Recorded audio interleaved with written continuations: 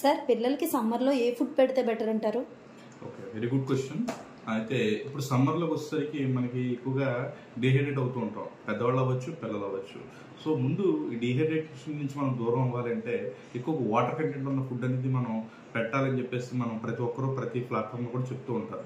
అయితే ముఖ్యంగా ఇందులో మనం పొద్దున్నే ఇచ్చే డైట్లో కంపల్సరీగా మనం ఫెర్మెంటెడ్ రైస్ అంటే మన గింజ అన్నం, అంటే రాత్రి మిగిలిపోయిన అన్నంలో గింజి వేసి దాన్ని అలా ఉంచి మనకి ఆ 6 hours కూడా ఫెర్మెంట్ అయిన తర్వాత ఉదయాన్నే లేచిన తర్వాత ఆ ఫెర్మెంటెడ్ రైస్ని పిల్లలకి పెట్టినట్లయితే రోజంతా వాళ్ళు చాలా యాక్టివ్గా ఉంటూ ఉంటారు.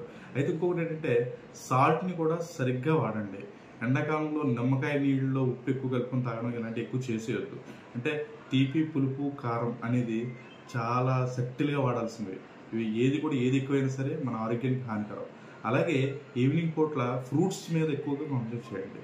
ఈవినింగ్ అవ్వచ్చు, డే టైం అవ్వచ్చు, ఫ్రూట్స్ మీద బాగా తీసుకున్నట్టయితే మనకి బాగా ఉపయోగపడుతుంది. మనం తినే ఫుడ్లో ఖచ్చితంగా ఫ్రూట్ సలాడ్స్, నోట్లో పళ్ళు ఉన్నంతకాలం కూడా పళ్ళను తినాలి, అంతేకాని తాకూడదు.